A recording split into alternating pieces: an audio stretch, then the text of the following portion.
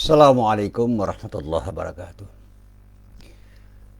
Alhamdulillahilladzi khalaqal mauta wal hayata liyabluwakum ayyukum ahsanu amala.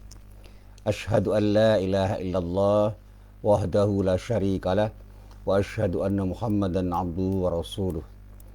Allahumma salli wa sallim ala nabiyyina Muhammad wa ala alihi wa sahbihi wa man walah. Amma ba'd. Para jamaah yang dirahmati Allah, alhamdulillah pagi ini kita bisa bertemu lagi.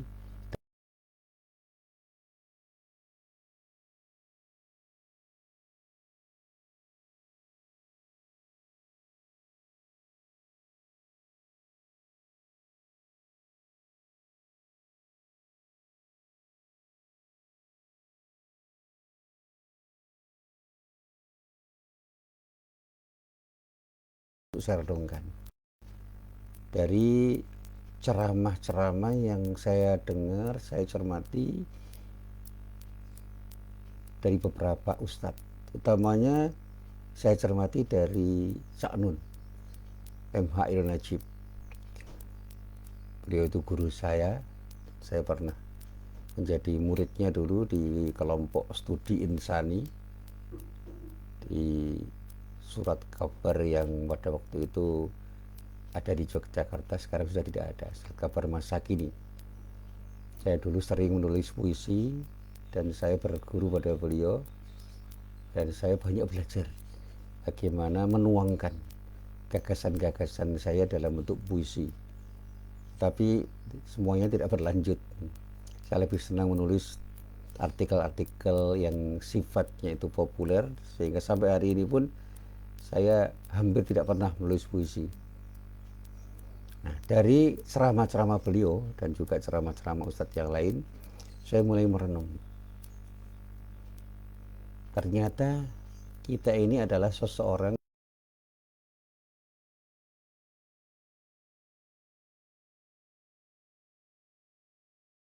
bahkan kita harus memiliki diri untuk memimpin diri kita agar kita itu bisa berinteraksi dengan alam semesta seperti yang telah digariskan oleh Allah sebagai khalifatullah fil ard. Dan pada saatnya ibadah kita itu akan sangat ditentukan sejauh mana kita itu bisa membangun interaksi kita secara horizontal dengan alam semesta, termasuk dengan diri kita dan dengan semua orang, untuk memerankan diri kita sebagai khalifatullah fil ard. Nah, para jamaah yang dirahmati Allah, saya mencoba untuk melihat bahwa sekarang ini kita mengalami krisis kepemimpinan. Yang banyak terjadi di antara kita itu adalah munculnya para penguasa. Dan bahkan saya pernah membaca sebuah artikel tentang despotisme. Yang muncul sekarang ini banyak para despot, pemimpin-pemimpin yang cenderung otoriter, yang ingin dilayani dan sulit menjadi pelayan bagi masyarakat atau rakyatnya. Dan ini bukan fenomena-fenomena di seputar kita, di negeri kita, tetapi fenomena dunia, sifatnya mondial. Banyak pemimpin yang muncul bukan menjadikan dirinya sebagai pengayom rakyat, bukan menjadi orang yang menyejahterakan rakyat, tetapi justru membebani rakyat, sehingga rakyat terbebani oleh munculnya pemimpin-pemimpin yang seperti ini, yang sebenarnya dia tidak menjadi pemimpin tapi menjadi penguasa. Dan inilah yang selalu saya katakan, bahwa kita harus mampu membedakan antara pemimpin dan penguasa. Para jamaah yang dirahmati Allah, pernah saya berdialog dengan salah seorang mahasiswa yang menyatakan begini, Pak, apakah di dalam Al-Quran itu ada kata-kata pemilihan umum atau pemilu, pilkada dan yang searah dengannya, sehingga kita umat Islam itu wajib untuk mengikutinya, apalagi pilpres? Saya katakan, ya kalau kata secara eksplisit ya nggak ada, presiden ya nggak ada, perdana menteri nggak ada, DPR MPR ya nggak ada, legislatif eksekutif, kata-kata itu tidak ada. Tetapi secara tersirat kita bisa memahami bahwa kita harus punya kesediaan untuk memilih pemimpin dengan secara yang bertanggung jawab. Dan pemimpin yang kita pilih itu adalah pemimpin yang pada saatnya bertanggung jawab bukan hanya pada kita, tetapi juga pada Allah Subhanahu wa taala. Ada tanggung jawab horizontal dan tanggung jawab vertikal. Dan kita pun yang memilih itu harus juga bertanggung jawab secara horizontal dan vertikal, karena apapun yang kita lakukan itu harus kita pertanggungjawabkan secara horizontal kepada diri kita, kepada siapapun yang berinteraksi dengan kita, dan yang utamanya adalah kepada Allah Subhanahu wa taala. Jadi kalau kita itu nyontreng atau nyoblos itu bukan berarti kita itu tidak bertanggung jawab pada Allah. Kita harus mempertanggungjawabkan semua yang kita lakukan itu kepada Allah Subhanahu wa taala, di samping pertanggungjawaban horizontal kita kepada sesama umat manusia dan utamanya pada diri kita. Jadi yang pasti saya katakan, bukan berarti Al-Quran tidak pernah mengaturnya, tidak pernah mengatur pemilu dan pilpres. Nah, di dalam konteks perpolitikan kita, misalnya kata presiden di dalam Al-Quran memang tidak pernah disebut secara eksplisit, tetapi disebut dengan dua kata yang maknanya bisa kita samakan meskipun tidak sama persis. Ada dua kata yang artinya sama tetapi hakikatnya berbeda di dalam Al-Quran yang merujuk pada pemimpin. Dua kata itu adalah khalifah dan imam. Ada kata khalifah dan ada kata imam. Nah, di dalam bahasa Indonesia arti kedua kata itu mungkin bisa diartikan sama. Orang bisa mengatakan khalifah dan imam itu pemimpin atau penguasa. Tetapi secara hakiki maknanya itu berbeda. Kalau dalam kitab tafsir memang saya coba untuk saya pahami, kata khalifah itu berakar dari kata khalafa, artinya menunjuk pada seseorang yang berada di belakang. Dan itulah sebabnya mengapa kata khalifah itu dimaknai sebagai seseorang yang menggantikan tokoh yang ada di depannya atau pendahulunya. Sehingga kalau ada kata khalifatullah fil ard, itu artinya kita berada di belakang Allah, posisinya kita itu di bawah Allah, dan pada saatnya harus mengikuti apa yang diperintahkan oleh Allah untuk melakukan tindakan yang searah dengan apa yang telah digariskan oleh Allah. Itu khalifah. Jadi kalau kita itu melakukan tindakan yang tidak segaris dengan syariat Allah, kita telah melakukan tindakan yang salah. Kita telah disebut telah melakukan penyimpangan-penyimpangan atas amanat kita sebagai khalifatullah fil ard. Sedangkan kata imam itu adalah seorang yang ada di depan, bukan di belakang, di depan. Kata ini sering dimaknai sebagai tokoh teladan, terdepan dalam segala laku kebaikan, kesantunan, keterpujian, dan moralitas. Seorang imam itu harus punya moralitas yang tinggi, bijaksana, rendah hati, dan yang paling utama, seorang yang menjadi imam itu harus punya iman dan ketakwaan yang bisa dicontoh oleh para makmumnya. Jadi kalau imam kok tidak bisa dicontoh, ya itu bukan imam, karena dia harus ada di garis depan. Ing ngarso song tulodo, ini imam. Betul-betul di depan itu menjadi teladan bagi siapapun yang menjadi makmumnya. Dan pada saatnya ketika dia berperan di antara makmumnya, betul-betul seperti yang dikatakan oleh Ki Hajar Dewantara. Ing matio mangun karso. Di tengah dia betul-betul bisa membangun semangat makmumnya untuk menjadi yang terbaik. Dan yang terakhir, tutpuri handayani. Di belakang dia memberdayakan makmumnya sehingga makmumnya itu bisa menjadi berdaya karena peran yang dimainkan oleh sang imam. Maka saya lebih senang mengatakan bahwa jadilah imam untuk menjadi orang yang bisa diteladani, karena di depan kita betul-betul bisa menjadi teladan bagi makmum kita, di tengah kita memberdayakan, dan pada saatnya kita akan menjadi orang yang betul-betul bisa membangun motivasi pada siapapun, dan di belakang kita betul-betul menjadi orang yang pada saatnya bisa mendorong orang-orang yang ada di seputar kita menjadi orang-orang yang bisa tampil menjadi orang-orang hebat. Keberdayaan makmum itu sangat ditentukan oleh siapa imamnya. Ketenangan makmum ditentukan oleh siapapun imannya. Dan pada saatnya ketika makmum mencari teladan, dialah teladan yang betul-betul bisa diharapkan bagi para makmum. Nah sekarang kalau kita bicara pemimpin kita, apakah sudah memenuhi syarat sebagai imam? Bisa diteladani? Bisa membangun karso dan tuturian dayani? Bisa membangun semangat di dalam beribadah dan bermuamalah? Dan bisa memotivasi orang untuk bisa menjadi yang terbaik di dalam beribadah dan bermuamalah? Nah, ini yang perlu kita pahami.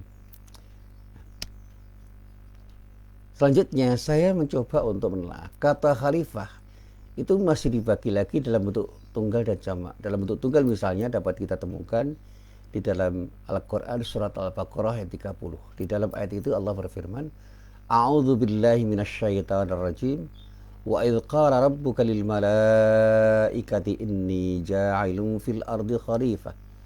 Qalu ataj'alu fiha man yufsidu fiha wa yasfiku ad-dima' wa nahnu nusabbihu bihamdika wa nuqaddisu lak. Qala inni a'lamu ma la ta'lamun.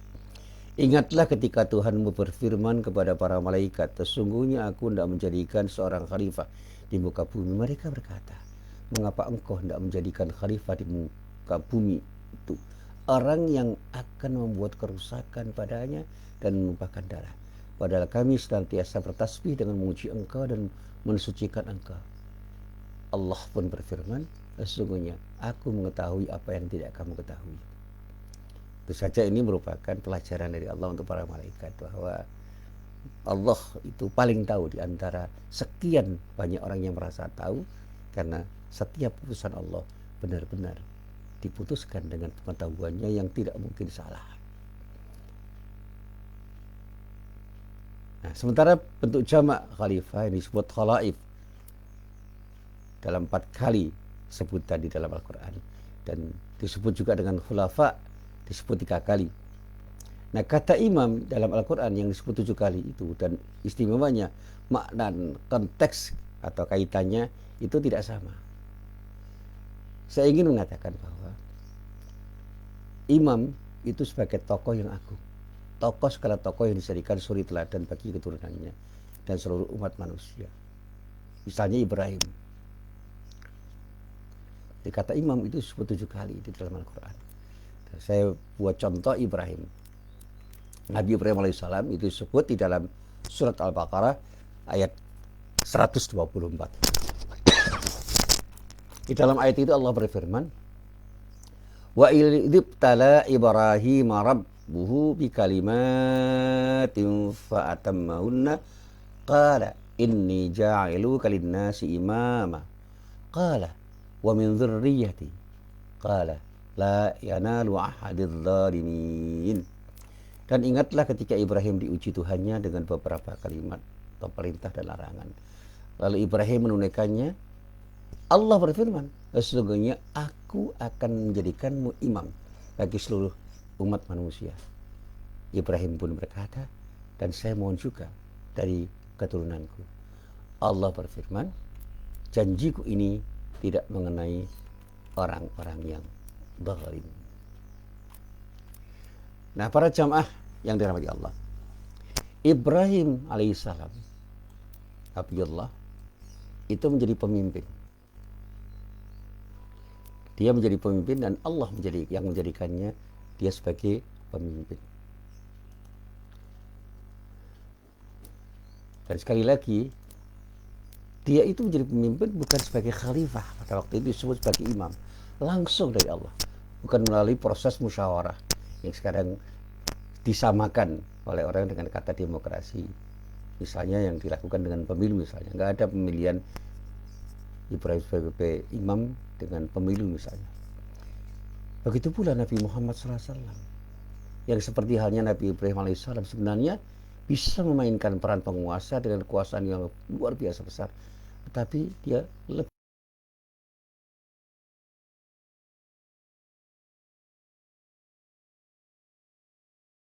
presiden dan penguasa lainnya seperti raja. Namun tidak sedikit presiden yang memainkan peran sebagai penguasa, bukan memimpin, bahkan penguasa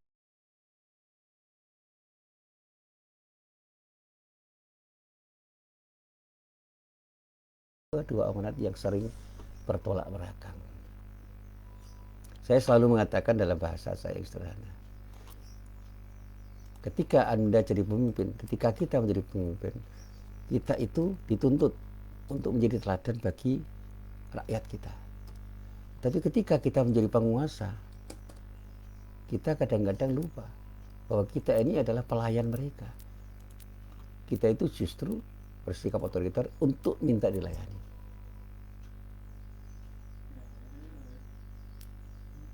Dalam konteks politik misalnya sederhana, pemimpin itu bisa bermakna sebagai orang yang pada akhirnya mengarahkan orang yang dipimpinnya itu menjadi yang terbaik. Dia adalah orang-orang, kelompok orang yang bisa memberdayakan rakyatnya. Dan tindakannya itu berorientasi pada kesejahteraan rakyat. Dan saya dengar dari apa yang dikatakan oleh M. Hairun Najib. Ini tentu saja sebagai budayawan. Penguasa itu mengelola kekuasaan dirinya atas banyak orang, sedangkan pemimpin mengelola cinta dan sistem penyejahteraan.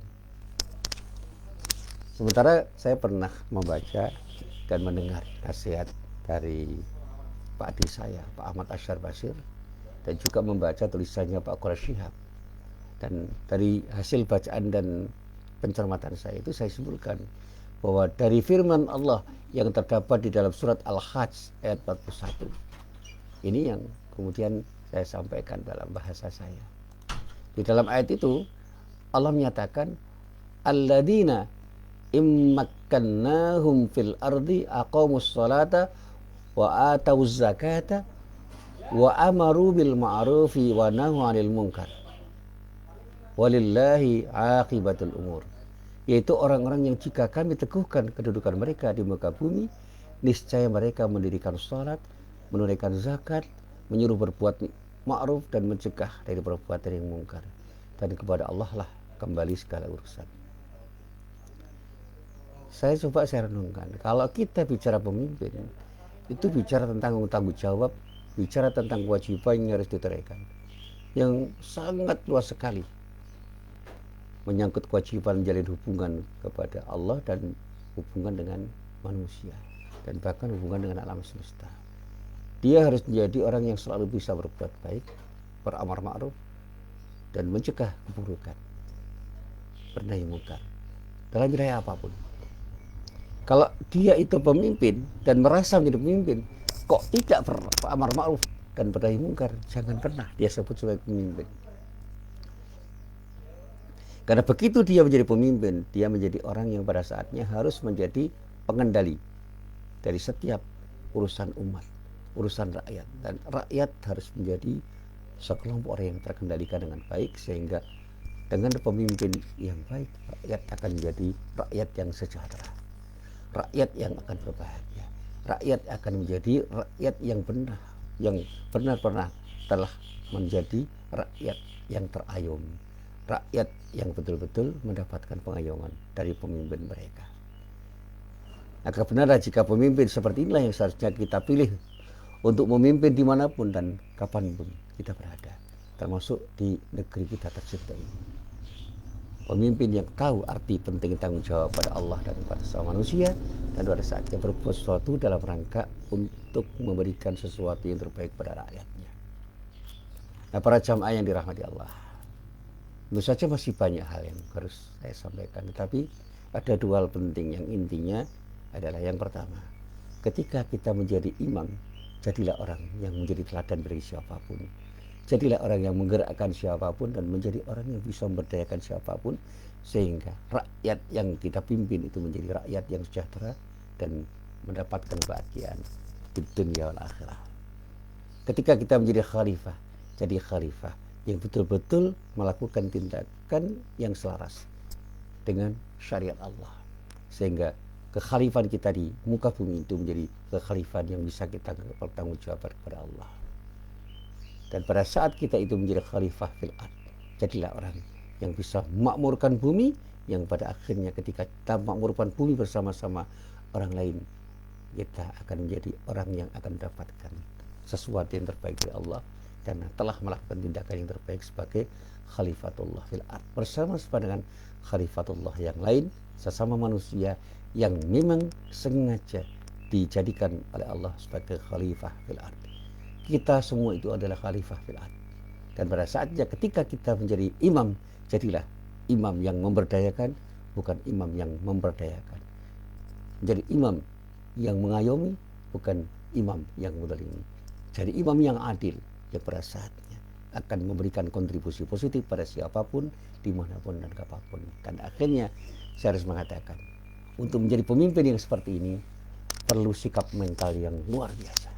Kesiapan seseorang untuk menjadi pemimpin itu sangat diperlukan untuk menjadikan dirinya menjadi panutan bagi rakyatnya, dan pada saatnya insya Allah dengan menjadi pemimpin yang seperti itu kita akan bisa mendapatkan yang terbaik dari Allah, dan rakyat yang kita pimpin pun akan menjadi yang terbaik dan akan mendapatkan maghfirah dan rahmat dari Allah Subhanahu wa taala.